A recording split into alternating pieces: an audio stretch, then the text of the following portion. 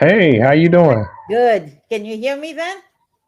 Yes, yes. Thank you so much. I appreciate all of the work that you have been doing, and it's really an honor to have you on the platform today. Not at all. I'm really happy and glad to talk to you. Definitely, definitely. For the viewers who may not recognize you, could you let them know who you are and definitely where you're from? Okay, I'm Mrinalini Sinha. I'm a university professor at the University of Michigan in Ann Arbor, and I teach history and I teach mainly British imperial history and colonial Indian history. Wow, wow, that's amazing. Just to let you know, I'm currently in Ghana, and we're not as technologically advanced as back in the States. So if we, get a little static or disconnected, I'm still with you. Uh, Okay, okay. Now I can ask you this. When did you develop a passion for history? Was that something you kind of got into early on or later in life? Kind of late in life, though, it's a long, circuitous route through which I got to history. So my father was what I would call a unfulfilled historian. He really wanted to be a historian, loved history with a passion, but because of the circumstances in which he grew up, he needed to go get a job and earn money. And this was just during, actually, it was during World War II, and so he signed up to join the British Indian Army. And instead of, pursuing a career in academics and studying history. And so he was an army officer all his life, but continued with his passion for history. And so every morning when we were kids, I remember we would all sit down with my father and have long debates about history. He would tell us about historical events across the world. He'd read a lot and we'd debate a lot about all of it. All my siblings decided that they would study history, but I was a bit of a rebel. And instead of studying history, I decided to study English literature in college. And then after that, international politics. But I guess it was in my genes because after getting my master's in international politics, I decided to go back to history and I've never looked back since then. So I went on to do a master's and then a PhD, a second master's in history and then a PhD in history. And I am one of those who's a real convert to history. Wow, that's really amazing. I mean, because, history can be so empowering. We can learn so much for history, and a lot of people take it for granted.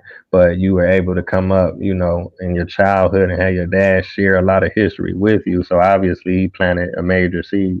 Uh-huh. Uh-huh. And you're right that it's such an important subject that people, like everyone I meet, just or in the public, and they'll say, history was the least favorite subject in class when I was in school. And I'd say, why is that? And they'd say, oh, history just meant learning facts, and that was it. And I feel so sorry for them because that's not what history is. And the real advantage that I had was, learning history from my father, for whom it was stories, and these incredibly interesting stories that would come alive and that would seem so important and worth debating in the present. Yeah, yeah, you made a good point because, obviously a lot of us learn the history in the classroom, but I only can imagine learning it from your parents and, they're able to utilize things that you can relate to. Even if it's not at that moment later in life, you'll go back and say, wow, we really learned that from, our parents. Absolutely. What brought you to history, Ty? Man, I guess a similar situation in my family. A lot of like my great grandfather, he was in the Garveyite movement. He Oh, joined the UNIA, and my grandmother would tell me about it. And some of my uncles, they was in the Black Power movement of the '60s and stuff like that. So so you grew up in the United States? yeah, yeah, I'm from America. I just love traveling. I've been to about 70 countries, so I always wanted to go to Africa. I've been about 20 African countries, and I'm still going. So Oh, lovely. Oh, great. So that's fantastic. Because my upbringing was in India, but a lot of the references that you're mentioning were very important for my father's generation of people. They were the people who grew up with, names like Marcus Garvey, like Du Bois, like, Kwame Nkrumah from Ghana. These were all names that meant something to them. They were part of this broader change that was happening across the world as old empires were being challenged. Yeah, yeah, definitely. A lot of people don't know that. I think one of Garvey's top writers, one of his best writers for his newspaper, his global newspaper, was a man from India, so it's definitely a connection. Now, you a writer yourself, you an author. Yes. So one of the things Right. about being a history PhD is that you have to write your dissertation, and most people who want a job in academia then end up also publishing their dissertation. So my first experience as an author of a book was my PhD dissertation that I published, which was about British colonial rule in India, in particular, looking at how the British attitudes towards educated Indians was, and how they tried to belittle and demean educated Indians because that they saw them as the real challenge to British rule, because these were the people who were often the ones who were representing the cause of the rest of the Indian people against the British. But then after that, I kind of continued my career as a writer and continued writing history, mainly for scholars, so mainly academic history. But I'm now getting more and more interested in public history as well, as in writing histories that can be more widely available to a broader public. Wow, wow. Okay, okay. Now, I was looking online, the colonial masculinity, is that what you're referring to, or is it a different one? That was it. So one of the arguments in that book was that the British can, of course, they had a strong sense of racial difference with different groups of people, but they also were very smart in not having a simple white versus black thing, which was more common in the United States. But the British, because they ruled over such a vast multiracial empire, their way of exercising racial difference was never just white and black.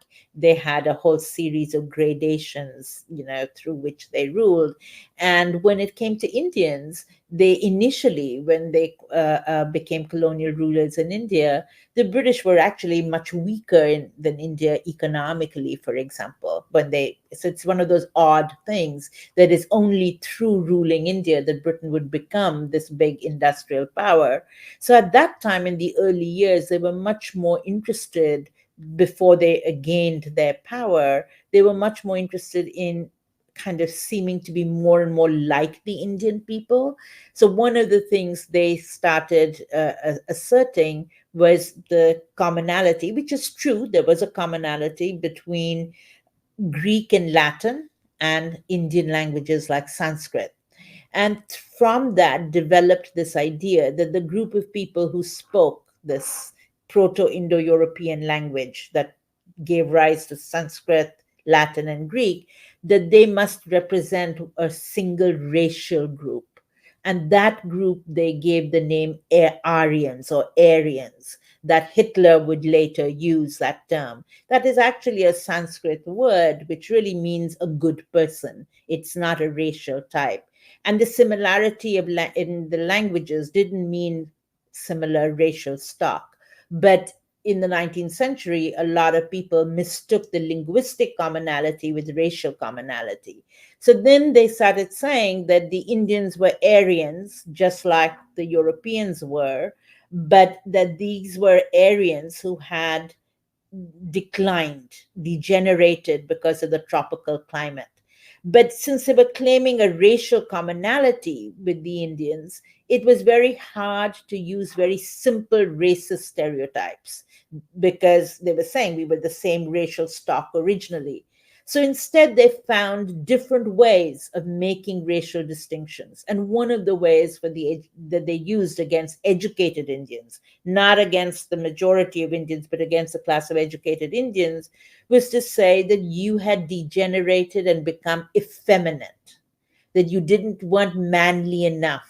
So this is a very different kind of stereotype than you see, say, in the American South against black men, that you are too manly, you are macho, you cannot control your masculinity. While with the Indians, the point was that you guys have become too effeminate, you are not masculine enough.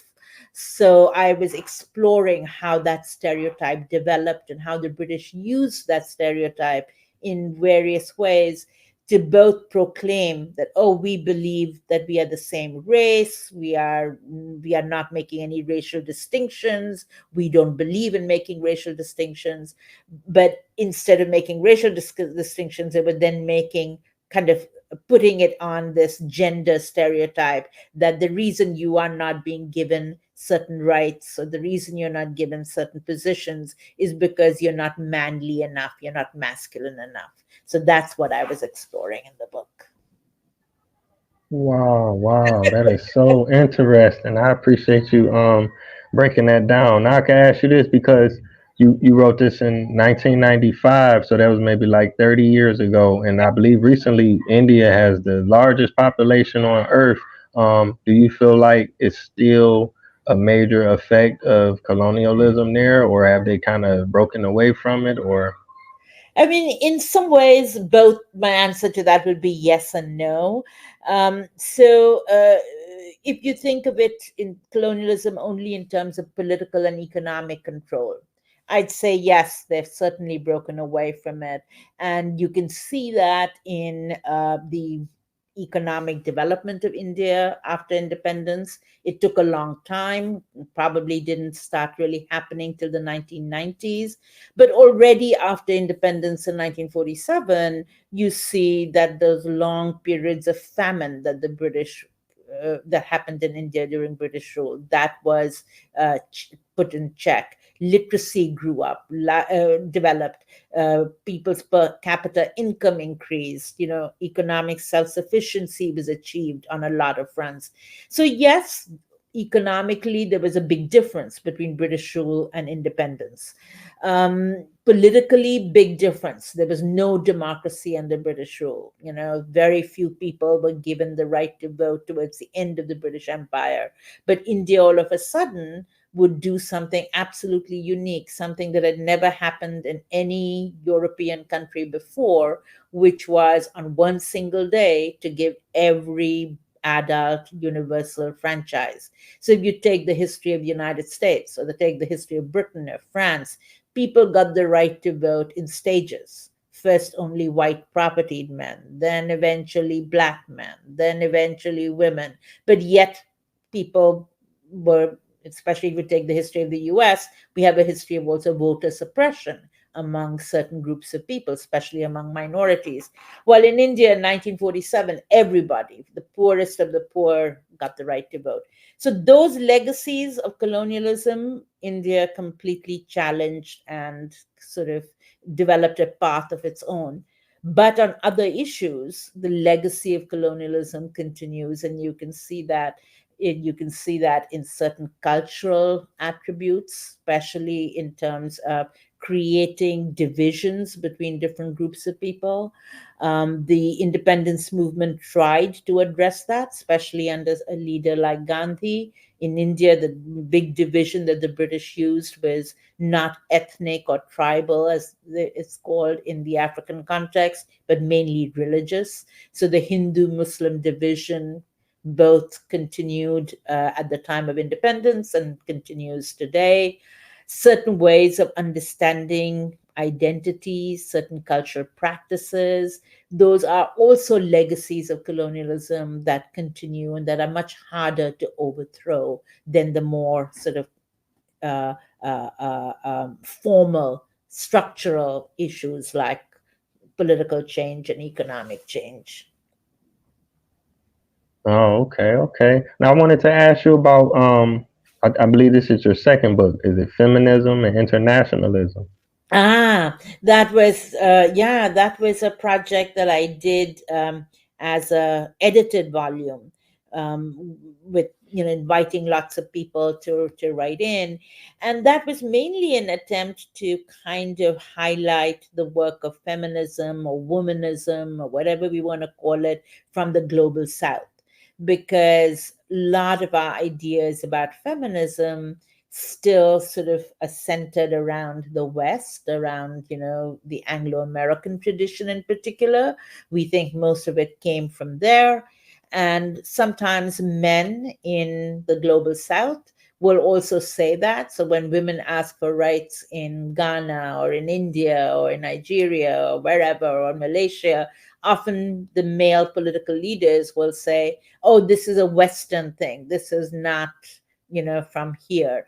But this collection, Feminism and Internationalism, was to challenge those ideas and say that no, there were groups and women's activists, whether they use the name or not. I mean, the term itself is a new word that came into being only in the late 19th century, but they were doing similar things all over, and that we need to rethink this idea that feminism is a Western thing. Wow, wow, that's a great point. That's a great point. That's a very interesting topic. Let me see. Now you had mentioned editing. You also have edited some works as well. What is the difference between actually writing a book and editing it? Very nice. So there are various ways in which you can edit. So the book you mentioned, Feminisms and Internationalism, in that I was an editor with two other people, and what we did is we wrote a program or an introduction of what we wanted in the book, and then we asked other people to take up different aspects of it and write chapters of the book. So then we have this big introduction, because obviously we can't be experts in every area, but we feel that this is a topic that is better together than separately. So we wanted to bring together scholars of, different parts, places in Africa and Latin America and Asia, and bring them together, and also in Europe and Americas, to kind of say, hey, what does feminism in the international mode look like? So that's one form of editing. But then there's another form of editing that I've also done, and that's in a book called Mother India, where there's an old book that was written by somebody, an American woman in the 1930s. I've called it Selections from Mother India. And you want to reprint that book by kind of both providing a better introduction that contextualizes the book, when it was written, why it was written, background of the author, the impact of the book, and also provide like notes about certain things in the book that she published that people today may not understand. So that would be another form of editing. So editing can be two forms. One is inviting other scholars to write essays, and then you publish that book and you write the introduction and you conceive of the project. Or you can take a previously published book in the past, and then you want to revive it or resurrect it by providing it with a better contextualizing introduction, notes, so that people can understand it. So that would be editing. But when you're an author of a book, then you're writing everything in it, meaning there's no other authors that you're inviting, there's no previous book that you are resituating, but you are writing everything in it. Wow. Okay. Okay. Because I believe the average reader, they take for granted the role of an editor. Obviously, a lot of our favorite books would be totally different if it was a different editor. So I Absolutely. definitely appreciate that. Absolutely. Absolutely. Now I can ask you. Now have you ever thought about doing like a documentary, maybe based on one of your books or some of your research or anything? I am not so skilled on being able to do that. So unfortunately, I haven't done it. But there have been others who have used the book to do like brief documentaries. So there was, when my first book, Colonial Masculinity, came out, the BBC did a brief documentary in which they used a part of the book to kind of present the case of how colonialism in India used gender instead of race to make the distinction between different groups of people. And they took an episode from the book to kind of illustrate their documentary. I've done a few podcast talks, both with academics and non academics, but I've not done any documentaries. Oh, okay. Wow. Because I mean, you got some very, very interesting subjects, so I could definitely see it. You know. So that's Mm. that's something that you do, obviously, right? So you do a lot of podcasts and documentaries. Yeah, yeah. I'm trying to get it, so I really appreciate what you're doing. Now, I can ask you, are you working on any projects right now? Any books? Yeah, I am. I am. So I'm working on a book which actually it might be of interest to you since you said you like to travel. This is a book about people in the colonial period in India who traveled all over. Some of them traveled because they were looking for work and or they were escaping British surveillance, but some of them were forced to travel. So this was, after slavery the British abolished slavery in their colonies in the Americas and elsewhere. They still needed labor, and a lot of the plantation owners, they weren't willing to pay good wages for the former slaves to come back and work on the plantations. And I'm talking about places like Jamaica, Trinidad, Guyana, places like that. Also in the Pacific, in Mauritius and Fiji and colonies like that. They weren't paying enough money for the former enslaved people to say, okay, I'll come back and work on the plantation. So the British had to find some form of labor. So while they were ruling India and ruining the economy in India and creating, a lot of distress, especially in the rural areas, they were also kind of almost, and a lot of people use the term new system of slavery, almost forcing people into signing labor contracts to go and work in these plantations. Some of them were illiterate, so they were made to sign these contracts by just putting their thumbprints on it. They didn't even understand what was written on it. And they were forced to go work under very terrible conditions, often were carried in the same ships that carried slaves on the middle passage across the Atlantic. The very same ships were used to carry these Indian laborers. They were called coolies. So my project is to look at all these people who went out of India, both as coolies, as students, as revolutionaries, as ordinary workers, and look at what impact their travels had on the way they thought about India and the way they thought about colonialism, and how that would change the nature of anti colonialism in India. Wow, wow, that's very interesting. A lot of people, will hear about slavery in the Americas, and they will even hear about sharecropping, but this is definitely a piece of history that we need to learn as well. Yeah. Yeah, because the US actually was very particular in not one of the reasons the US sort of gets involved in the Chinese exclusion, after the end of the Civil War, is also they use the argument to say that this is the British sending coolie laborers. So those same Indian laborers, but it wasn't Indian, but it was also in Chinese. So in the US context, it was really used against the Chinese, saying we don't want coolie laborers to come in to the country because they still were getting cheap labor from African Americans who were not given the full rights they were supposed to get after the end of the Civil War and the failure of the Reconstruction. Yeah, that's true. That's true. We're about 25 minutes in, so I guess I wanted to ask you one last question, and it's Uh-huh. kind of like a current event. Mhm. You kind of touched on it earlier, but okay, recently Joe Biden stepped down. Kamala Harris, she's running for president. She's already been the first woman vice president, first black vice president, first Indian vice president, first Asian. The list goes on, and she's possibly going to do that again by you having a chance to live in India, live in America, is she viewed as an Indian president in America? Is she famous, or is that something that a lot of people they just not aware of?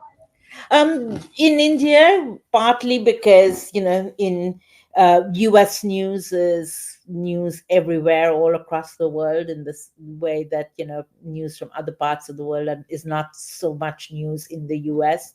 So the rise of Kamala Harris and the rise of a lot of Indian diaspora elsewhere has been followed very closely by the Indian media. So Kamala Harris, in a way, is not the first. So the last British Prime Minister, Rishi Sunak, he was also of Indian descent. So there was a lot of excitement about that. Now, of course, a lot of excitement about Kamala Harris and, the village from where her mother came and her grandparents lived. They are, completely celebrating this whole development of Kamala Harris's emergence as the Democratic Party's nominee. So it is really big, and her family comes from people. Her grandparents were very active in the Indian anti-colonial movement, so they were well-known people in the Indian context. And then her mother, who came as a student here to the United States, was very active in the civil rights movement in the United States, and she was, in fact, she really grew up.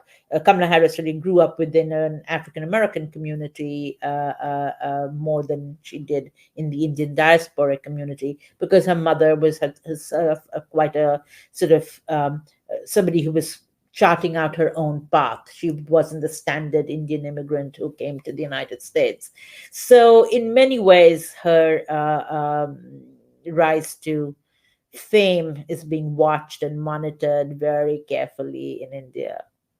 She's also, by the way, named after, and that's what I think. I don't think I've read it anywhere for sure, but given her family history and her mother's sense of civil rights and her parents' sense of anti colonialism, um, Kamala Devi was a very prominent Indian feminist who was one of the first women to stand for elections in India in the 1920s when the British finally allowed that to happen. And she's somebody I've written about in my second or third book, Spectres of Mother India. So I do think her name, Kamala Devi, is not accidental. It's probably an echo of Kamala Devi from India.